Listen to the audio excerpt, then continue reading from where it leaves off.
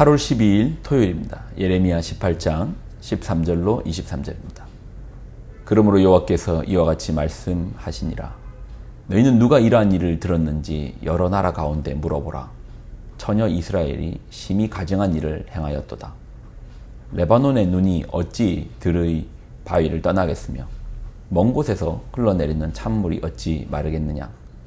무릇 내 백성은 나를 잊고 허무한 것에게 분향하거니와 이러한 것들은 그들로 그들의 길 곧 그 옛길에서 넘어지게 하며 곁길 곧 닦지 아니한 길로 행하게 하여 그들의 땅으로 두려움과 영원한 웃음거리가 되게 하리니 그리로 지나가는 자마다 놀라서 그의 머리를 흔들리라.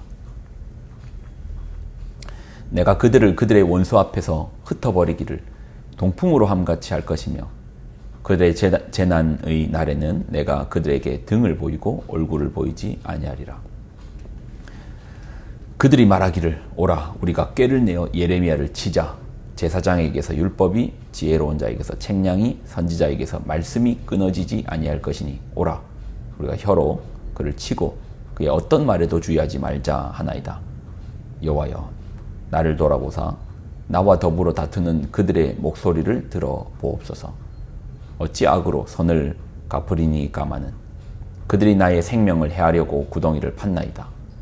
내가 주의 분노를 그들에게서 돌이키려 하고 주의 앞에 서서 그들을 위하여 유익한 말을 한 것을 기억하옵소서. 그러하온즉 그들의 자녀를 기근에 내어주시며 그들을 칼의 세력에 넘기시며 그들의 아내들은 자녀를 잃고 과부가 되며 그 장정은 죽음을 당하며 그 청년은 전장에서 칼을 맞게 하시며 주께서 군대로 갑자기 그들에게 이르게 하사 그들의 집에서 부르짖음이 들리게 하옵소서. 이는 그들이 나를 잡으려고 구덩이를 팠고 내 발을 빠뜨리려고 올무를 놓았음이니이다. 여호와여 그들이 나를 죽이려 하는 계략을 주께서 다 아시오니 그 악을 사하지 마옵시며 그들의 죄를 주의 목전에서 지우지 마시고 그들을 주 앞에 넘어지게 하시되 주께서 노하시는 때에 이같이 그들에게 행하옵소서 하니라. 아멘. 기도하겠습니다. 하나님의 진리 말씀, 그 변하지 않는 말씀에 우리의 생을 걸게 하여 주옵소서. 영광을 드립니다. 예수님의 이름으로 기도드립나이다. 아멘. 오늘 본문은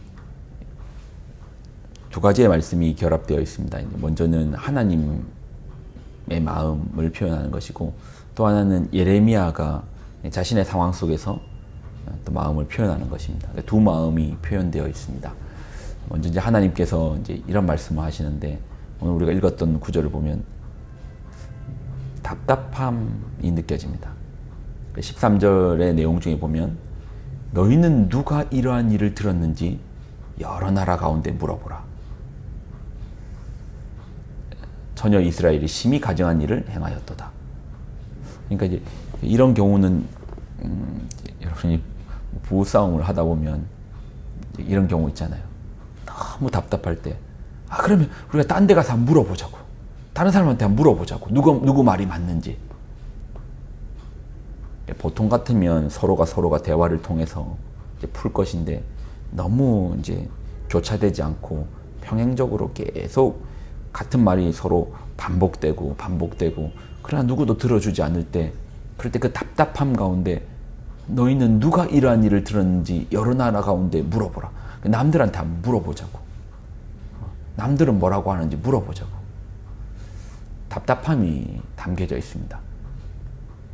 그리고 이제 18절부터는 이제 예레미야의 답답함도 표현되어 있습니다. 그가 답답할 것은 사람들이 예레미야를 보고 그러는 거예요. 오라 우리가 혀로 그를 치고 그의 어떤 말에도 주의하지 말자.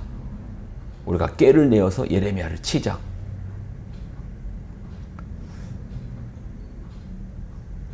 사람들이 예레미야를 치자고 합니다. 하나님 선지자를 치자고 합니다. 그의 말을 무시하자. 듣지 말자.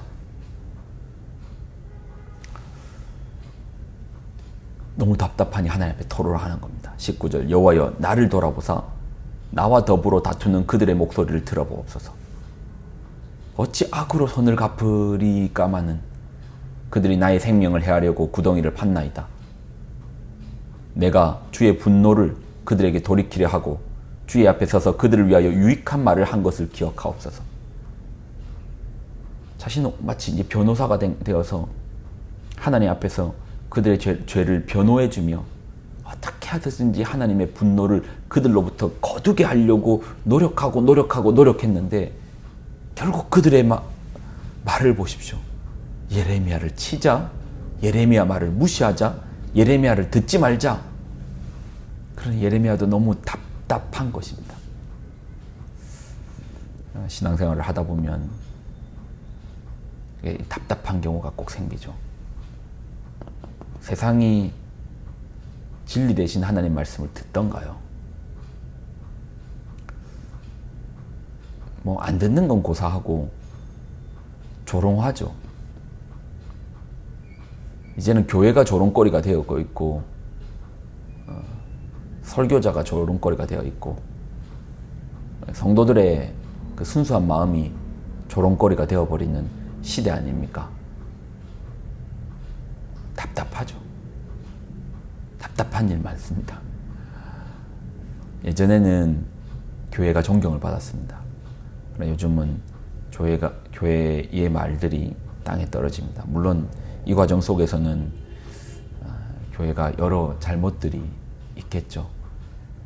세상을 따라함이 같거나 어떨 때는 그런 얘기도 하더라고요. 교회가 더하다. 그러다 보니 하나님의 진리의 말씀이 땅에 떨어지는 그런 경우를 어떻게 보면 우리가 만든 경우도 있죠. 그렇지만 제가 여기저기를 봐도 교인들이 더 착한 것 같아요. 교인들이 더 순수하신 것 같아요. 답답한 경우가 이제 계속 우리 앞에 쌓일 것입니다. 세상은 주의 말씀을 듣지 않습니다. 진리가 통하지 않습니다. 오히려 그 반대길을 향하여 열심히 달리고 욕망을 향하여 길이 다르거든요. 목적지가 같은 게 아니고 갔다 보면 서로가 다른 곳에서 출발했다 해도 결국 한 곳에서 만나게 될 것인데 전혀 다른 곳을 바라보고 가니 점점 더 시간이 갈수록 멀어지는 수밖에 없죠. 답답할 수밖에 없습니다. 그런다 할지라도 오늘 예레미야를 보십시오. 여호와여 나를 돌아보사 나와 더불어 다투는 그들의 목소리를 들어보옵소서. 예레미야는 그 다시 자신의 그 답답함을 하나님 앞에서 토로했습니다. 하나님 앞에 부르짖습니다. 오늘 이제 성경 구절을 보면 좀 정말 예레미야도 죄송합니다 이런 표현 써서 빡쳤나 봅니다. 정말 화가 머리 끝까지 올랐나 봅니다. 그러다 보니 좀 이제 심한 말, 험한 말을 합니다. 그런데 이 험한 말, 심한 말도 누구 앞에서 했습니까? 하나님 앞에서 했습니다. 하나님 앞에서 토로했습니다. 성도로 살시다 보면 답답한 경우 생길 수 있습니다. 그럴 때 세상과 더불어 싸우지 맙시다. 세상 앞에 어차피 그 답답함 해소 안 됩니다. 아무리 외쳐도 듣지 않을 겁니다.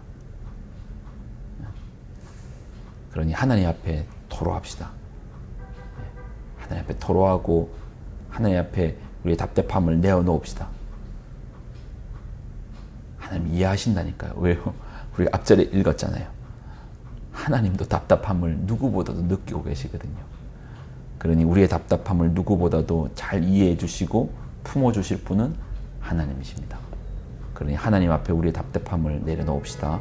온통함을 내려놓읍시다. 남에게 말해봐야 이해 못합니다.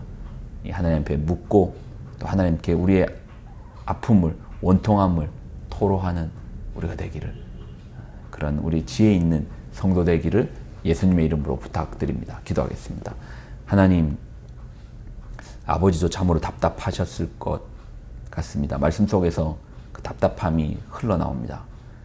또 예레미야도 선지자로 부름받았는데 그들에게 늘 선을 베풀었는데 그들을 변호하여 주었는데 예레미야를 말을 듣지 않을 뿐 아니라 오히려 모함하고 넘어뜨리려는 사람들을 바라봅니다. 답답합니다. 이러한 답답한 가운데 예레미야는 하나님께 자신의 답답함을 풀어내었습니다. 우리도 이 땅을 살아가면서 답답할 일, 꽉 막힐 일 많습니다. 그럴 때 우리 하나님 앞에 토로하고 우리 답답함을 호소하며 드러낼 수 있는 우리가 되게 하여 주옵소서. 영광을 드립니다. 예수님의 이름으로 기도드립나이다. 아멘.